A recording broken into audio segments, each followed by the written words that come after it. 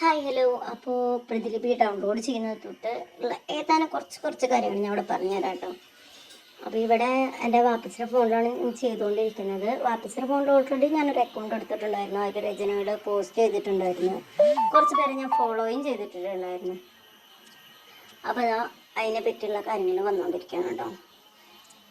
അത് ഡൗൺലോഡ് ചെയ്യുന്നുണ്ട്. ഡൗൺലോഡ് ചെയ്ത് കഴിഞ്ഞാൽ നമുക്കത് ഡയറക്റ്റ് ഓപ്പൺ ചെയ്യാൻ പറ്റും.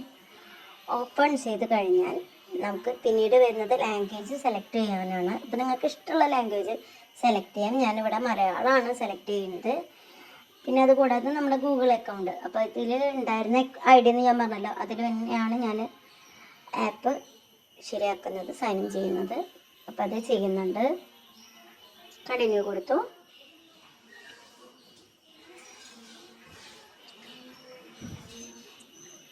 അപ്പോൾ ഇനി ഇതിലത്തെ പ്രൊഫൈൽ കാണിച്ചു തരാം കേട്ടോ.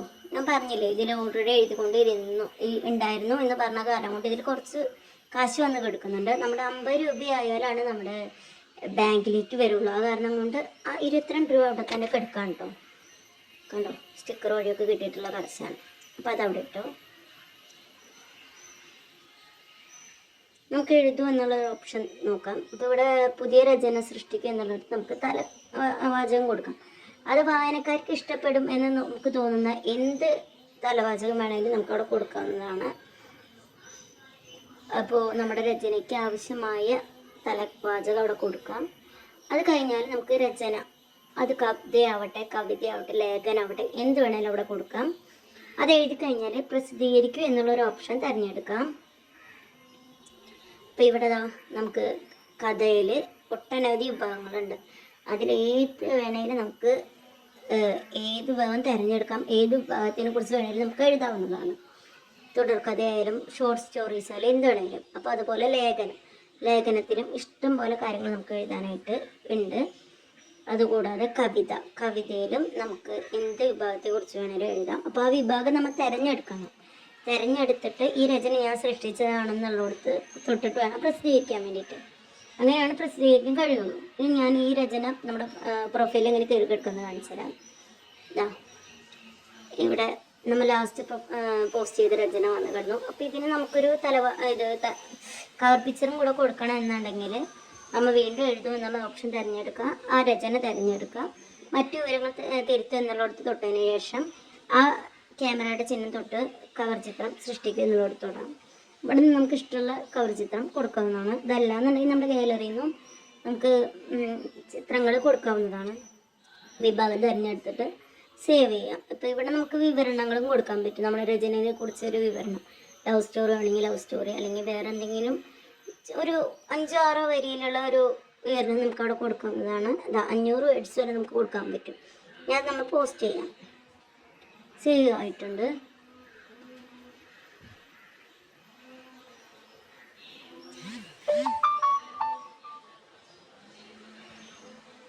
ഇനിയുള്ള നമ്മുടെ എഴുത്തിൻ്റെ റിപ്പോർട്ടാണ്. അപ്പോൾ നമ്മൾ പ്രസിദ്ധീകരിച്ച രചന, നമ്മുടെ ഫോളോവേഴ്സ്, റേറ്റിംഗ്, റിവ്യൂസ് അതൊക്കെ കാണിക്കും. നമ്മുടെ മൊത്തം വായനക്കാരെയും എല്ലാവരും ഇവിടെ കാണിക്കുന്നുണ്ട്.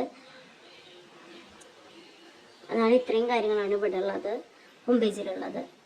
ഇനി അത് കൂടാതെ നമുക്ക് വിഷയങ്ങൾ, നമുക്ക് ഡെയിലി പ്രതിലിപി വിഷയങ്ങൾ വരും. അപ്പോൾ അതിൽ സെലക്ട് ചെയ്യുക, എഴുതുന്നുള്ള ഓപ്ഷൻ തിരഞ്ഞെടുക്കുക. അപ്പോൾ നമുക്ക് അതിൽ കഥ, കവിത, എന്ത് രചന വേണമെങ്കിലും നമുക്ക് അവിടെ എഴുതാം. നമ്മുടെ അനുഭവങ്ങൾ വേണമെങ്കിൽ അത് എഴുതാം. എന്ത് വിഷയമാണ് തന്നെ അതിനനുസരിച്ച് വേണം എഴുതാൻ വേണ്ടിയിട്ട്. അത് കഴിഞ്ഞ് കഴിഞ്ഞാൽ നിങ്ങൾക്ക് അറിയിപ്പ് നോക്കാം. അപ്പോൾ നമ്മൾ ഫോളോ ചെയ്തവരുടെ പുതിയ രചനയുടെ കാര്യങ്ങൾ വരും ഇതിൽ. അതുകൂടാതെ നമ്മുടെ രചനയ്ക്ക് വന്ന റിവ്യൂസ് കാര്യങ്ങളെല്ലാം നോട്ടിഫിക്കേഷനായിട്ട് ഇവിടെ ആയിരിക്കും വരിക. ഇത്രയും കാര്യങ്ങൾ.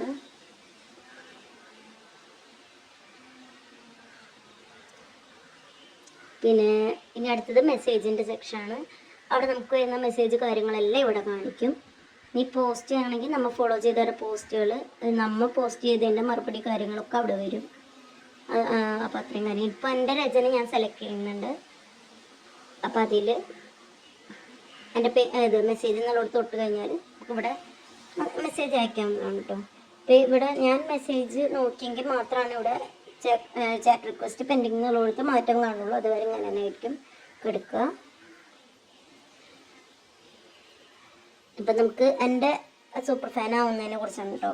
ഇപ്പോൾ ഒരു മാസത്തിന് 25 രൂപയാണ്, 6 മാസത്തിന് 125 രൂപ, പിന്നെ ഒരു വർഷത്തിനാണെങ്കിൽ 250 രൂപ.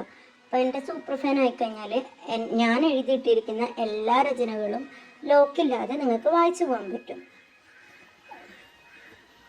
അപ്പോൾ അതിനെക്കുറിച്ചുള്ള ഡീറ്റെയിൽസും കാര്യങ്ങളൊക്കെ അവിടെ കൊടുക്കുന്നുണ്ട്, അതൊക്കെ നിങ്ങൾക്ക് വായിച്ച് നോക്കാവുന്നതാണ്.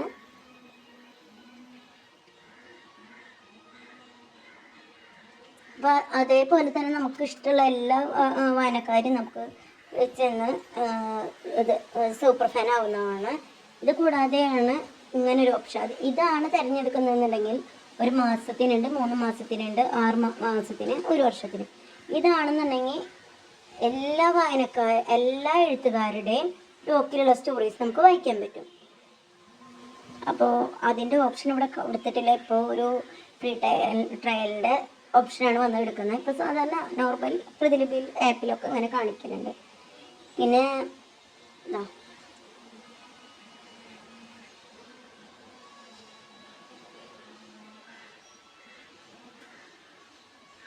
ഞാൻ സബ്സ്ക്രൈബ് ചെയ്യാവുന്നതാണ്. പിന്നെ എൻ്റെ കോയിന്നുള്ളിടത്ത് എങ്ങനെയാണെന്നുള്ളത് ഞാൻ മുന്നൊരു വീഡിയോ ഇട്ടിട്ടുണ്ടായിരുന്നു, അതൊന്ന് നോക്കിയാൽ മതി. കാണാത്തവരുണ്ടെങ്കിൽ കണ്ടു നോക്കുക. റീഡിങ് ചലഞ്ച് കാര്യങ്ങളൊക്കെ നിങ്ങൾക്ക് കണ്ടു നോക്കാവുന്നതാണ്.